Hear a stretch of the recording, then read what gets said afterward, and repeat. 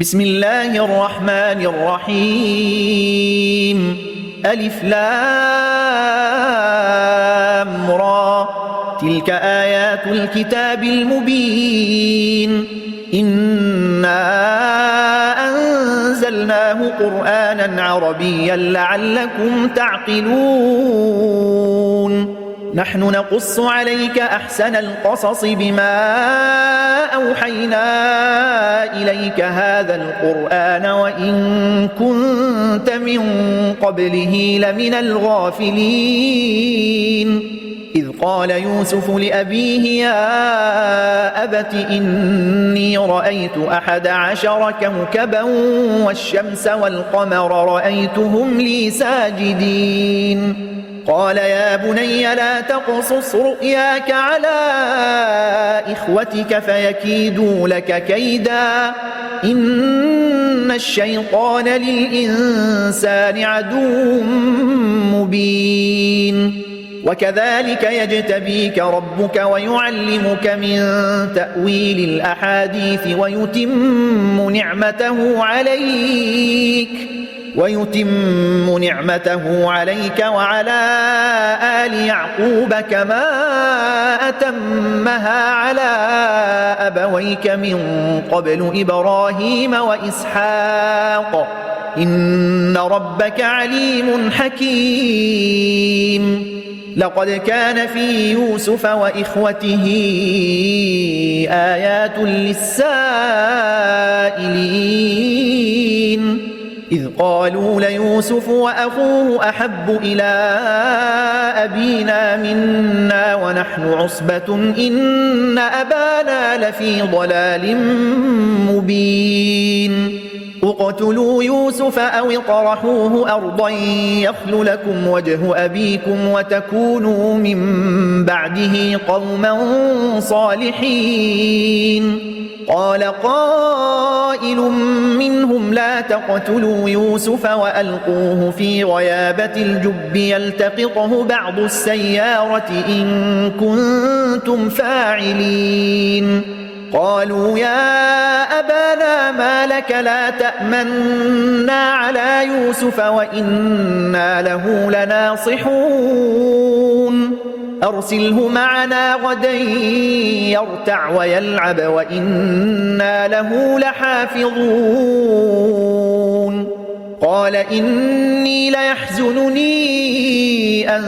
تذهبوا به وأخاف أن يأكله الذئب وأنتم عنه غافلون قالوا لئن أكله الذئب ونحن عصبة إنا إذا لخاسرون فلما ذهبوا به وأجمعوا أن يجعلوه في غيابة الجب وأوحينا إليه لتنبئنهم بأمرهم هذا وهم لا يشعرون وجاءوا أباهم عشاء يبكون قالوا يا أبانا إنا ذهبنا نستبق وتركنا يوسف عند متاعنا فأكله الذئب وما أنت بمؤمن لنا ولو كنا صادقين وجاءوا على قميصه بدم كذب قال بل سولت لكم أنفسكم أمرا فصبر جميل والله المستعان على ما تصفون وجاءت سيارة فأرسلوا واردهم فأدلى دلوه قال يا بشرى هذا غلام وأسروه بضاعة والله عليم بما يعملون وشروه بثمن بخس دراهم معدودة وكانوا فيه من الزاهدين. وقال الذي اشتراه من مصر لامرأته أكرمي مثواه عسى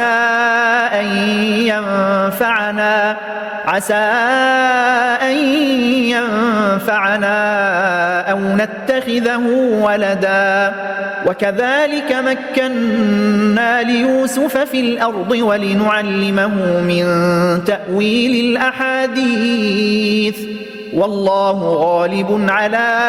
أمره ولكن أكثر الناس لا يعلمون. ولما بلغ أشده آتيناه حكما وعلما وكذلك نجزي المحسنين. وراودته التي هو في بيتها عن نفسه وغلقت الأبواب وقالت هيت لك قال معاذ الله إنه ربي أحسن مثواي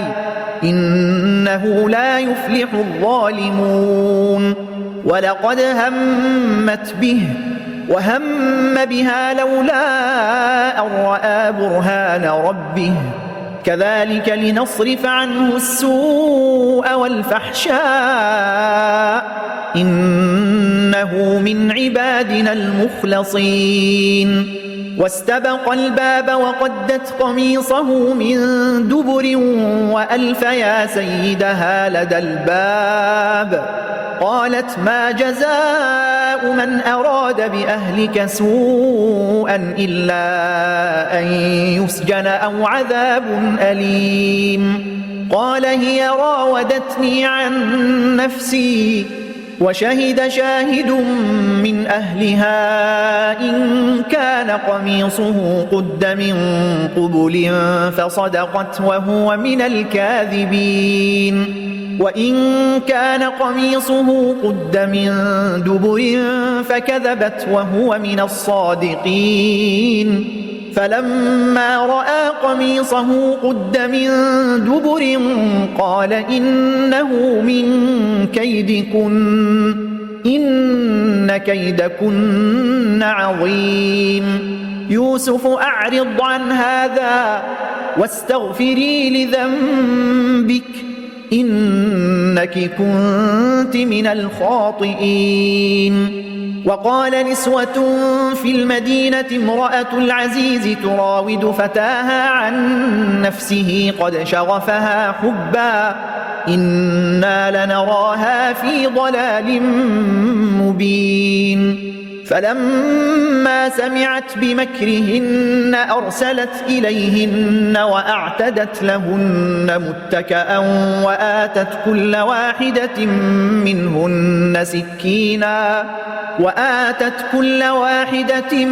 منهن سكينا وقالت اخرج عليهن. فلما رأينه أكبرنه وقطعن أيديهن وقلن حاش لله ما هذا بشرا إن هذا إلا ملك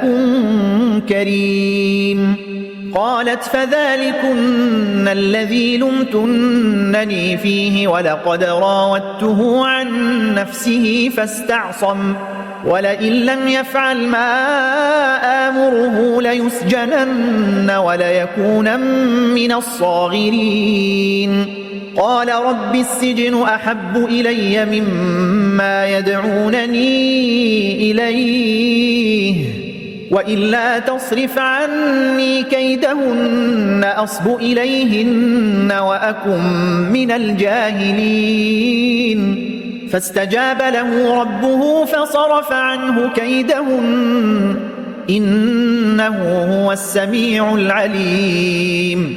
ثم بدا لهم من بعد ما رأوا الآيات ليسجننه حتى حين. ودخل معه السجن فتيان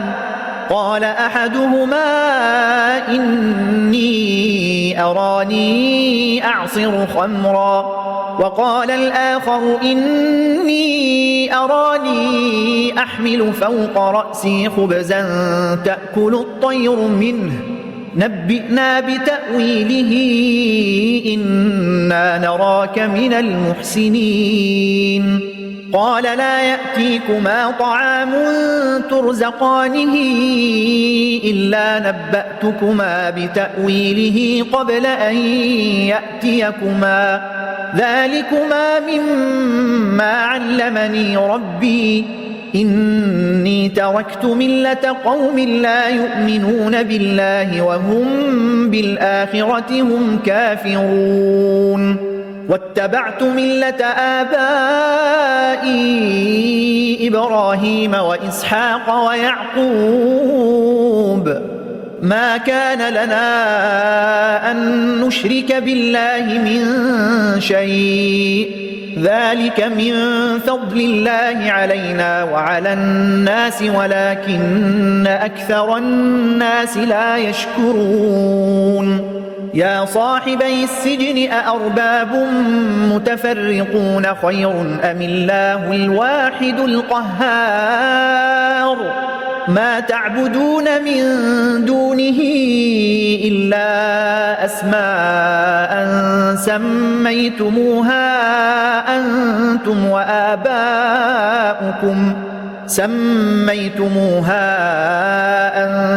وآباؤكم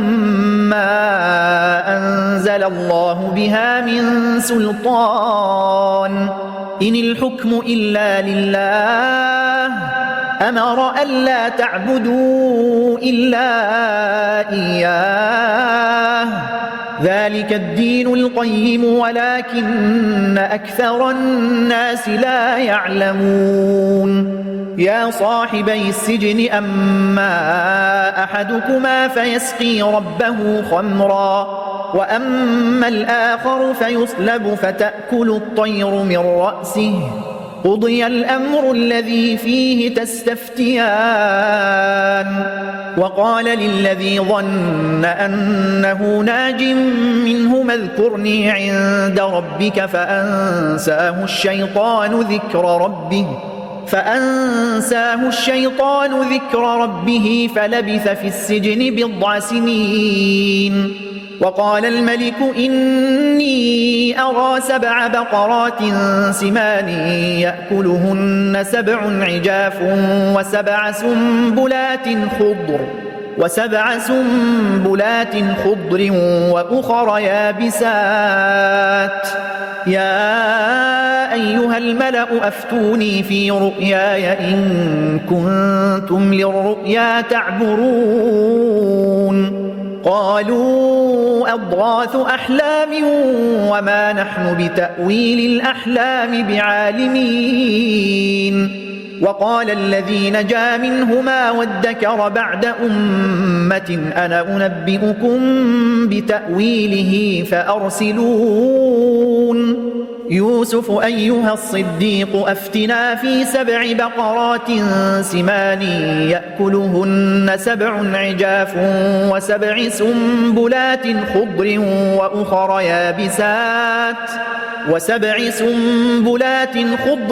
وأخر يابسات لعلي أرجع إلى الناس لعلهم يعلمون قال تزرعون 7 سنين دأبا فما حصدتم فذروه في سنبله إلا قليلا مما تأكلون ثم يأتي من بعد ذلك 7 شداد يأكلن ما قدمتم لهن إلا قليلا مما تحصنون ثم يأتي من بعد ذلك عام فيه يغاث الناس وفيه يعصرون وقال الملك ائتوني به فلما جاءه الرسول قال ارجع إلى ربك فاسأله ما بال النسوة اللاتي قطعن أيديهن إن ربي بكيدهن عليم قال ما خطبكن إذ راوتن يوسف عن نفسه قلنا حاش لله ما علمنا عليه من سوء قالت امرأة العزيز الآن حصحص الحق أنا راودته عن نفسه وإنه لمن الصادقين ذلك ليعلم أني لم أخنه بالغيب وأن الله لا يهدي كيد الخائنين وما أبرئ نفسي إن النفس لأمارة بالسوء إلا ما رحم ربي إن ربي غفور رحيم وقال الملك ائتوني به أستخلصه لنفسي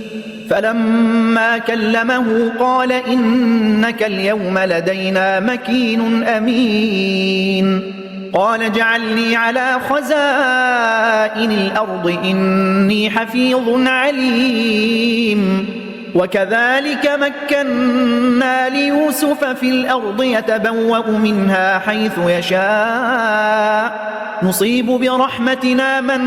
نشاء ولا نضيع أجر المحسنين ولأجر الآخرة خير للذين آمنوا وكانوا يتقون وجاء إخوة يوسف فدخلوا عليه فعرفهم وهم له منكرون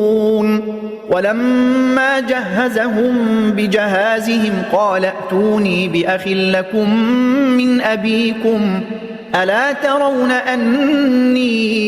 أوفي الكيل وأنا خير المنزلين فإن لم تأتوني به فلا كيل لكم عندي ولا تقربون قالوا سنراود عنه أباه وإنا لفاعلون وقال لفتيانه اجعلوا بضاعتهم في رحالهم لعلهم يعرفونها إذا انقلبوا إلى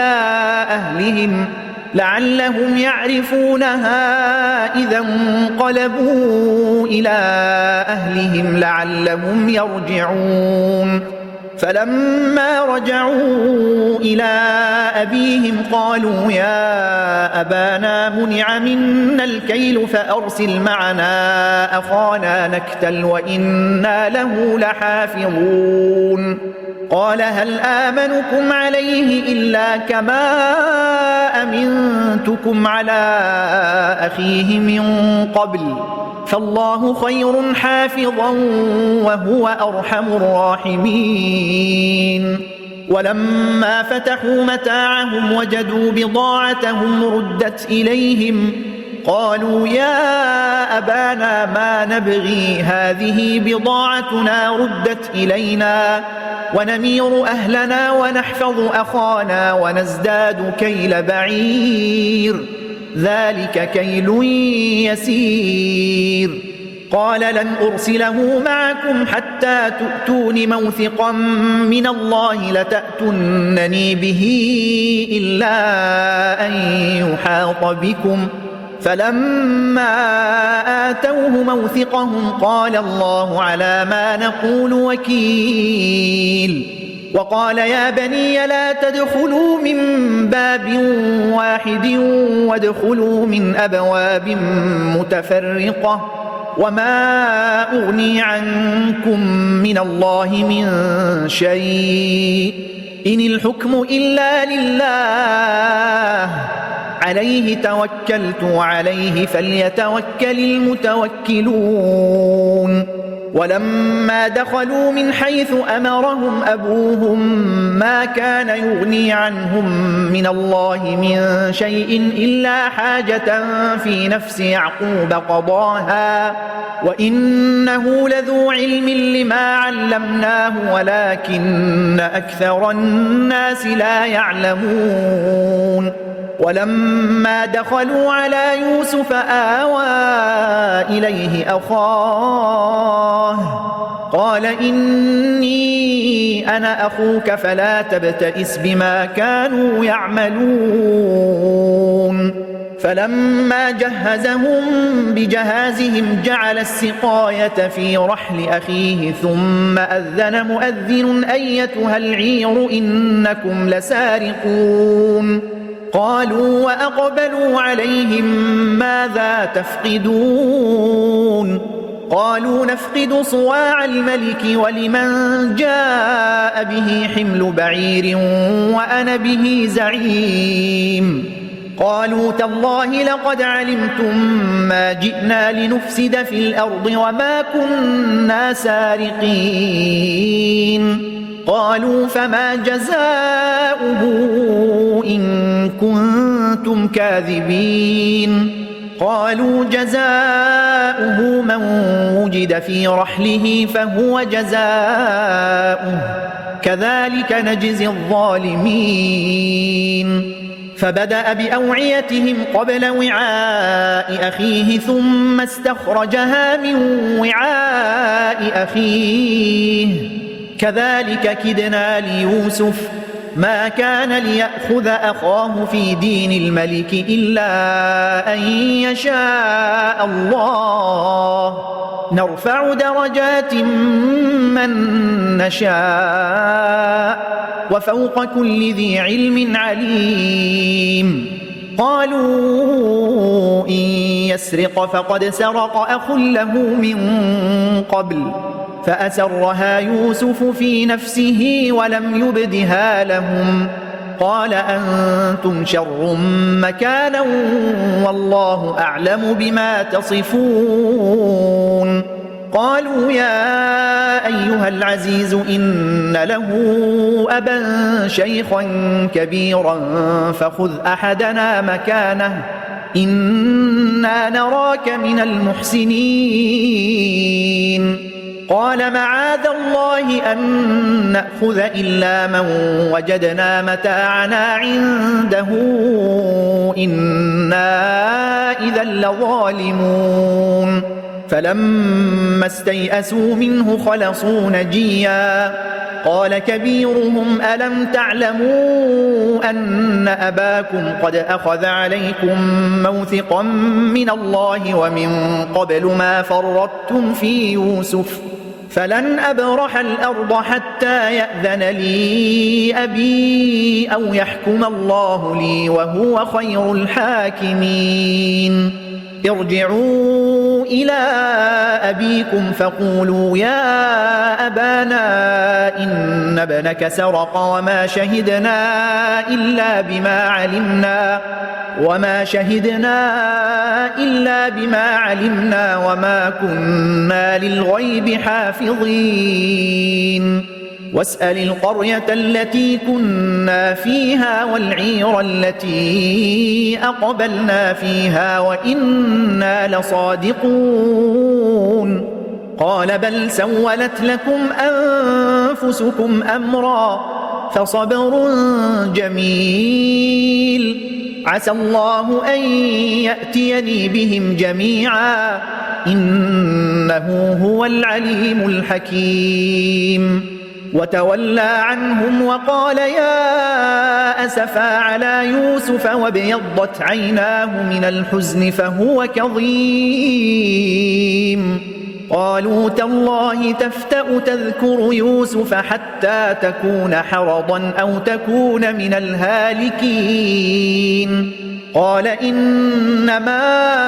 أشكو بثي وحزني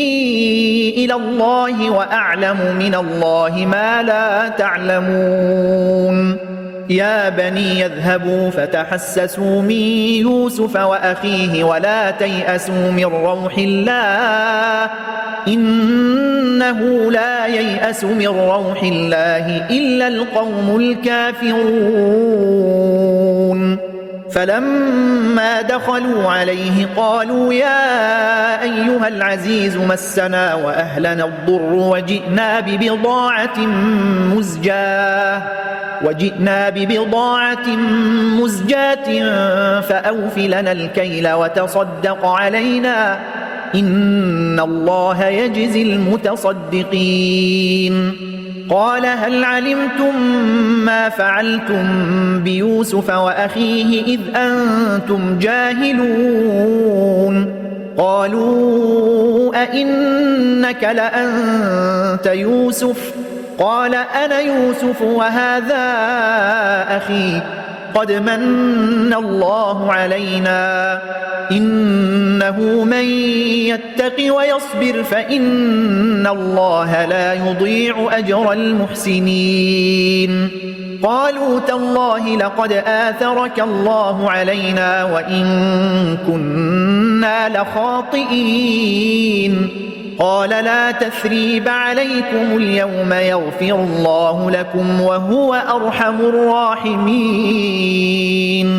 اذهبوا بقميصي هذا فألقوه على وجه أبي يأت بصيرا وأتوني بأهلكم أجمعين ولما فصلت العير قال أبوهم إني لأجد ريح يوسف لولا أن تفندون قالوا تالله إنك لفي ضلالك القديم فلما أن جاء البشير ألقاه على وجهه فارتد بصيرا قال ألم أقل لكم إني أعلم من الله ما لا تعلمون قالوا يا أبانا استغفر لنا ذنوبنا إنا كنا خاطئين قال سوف أستغفر لكم ربي إنه هو الغفور الرحيم فلما دخلوا على يوسف آوى إليه أبويه وقال ادخلوا مصر إن شاء الله آمنين ورفع أبويه على العرش وخروا له سجدا وقال يا أبت هذا تأويل رؤياي من قبل قد جعلها ربي حقا وقد أحسن بي إذ أخرجني من السجن وجاء بكم من البدو من بعد أن نزغ الشيطان بيني وبين إخوتي إن ربي لطيف لما يشاء إنه هو العليم الحكيم رب قد آتيتني من الملك وعلمتني من تأويل الأحاديث فاطر السماوات والأرض أنت وليي في الدنيا والآخرة توفني مسلما وألحقني بالصالحين ذلك من أنباء الغيب نوحيه إليك وما كنت لديهم إذ أجمعوا أمرهم وهم يمكرون وما أكثر الناس ولو حرصت بمؤمنين وما تسألهم عليه من أجر إن هو إلا ذكر للعالمين وكأي من آية في السماوات والأرض يمرون عليها وهم عنها معرضون وما يؤمن أكثرهم بالله إلا وهم مشركون أفأمنوا أن تأتيهم غاشية من عذاب الله أو تأتيهم الساعة بغتة وهم لا يشعرون قل هذه سبيلي أدعو إلى الله على بصيرة أنا ومن اتبعني وسبحان الله وما أنا من المشركين وما أرسلنا من قبلك إلا رجالا نوحي إليهم من أهل القرى أفلم يسيروا في الأرض فينظروا كيف كان عاقبة الذين من قبلهم ولدار الآخرة خير للذين اتقوا أفلا تعقلون حتى إذا استيأس الرسل وظنوا أنهم قد كذبوا جاءهم نصرنا فنجي من نشاء ولا يرد بأسنا عن القوم المجرمين لقد كان في قصصهم عبرة لأولي الألباب ما كان حديثا يفترى ولكن تصديق الذي بين يديه وتفصيل كل شيء وهدى ورحمة لقوم يؤمنون.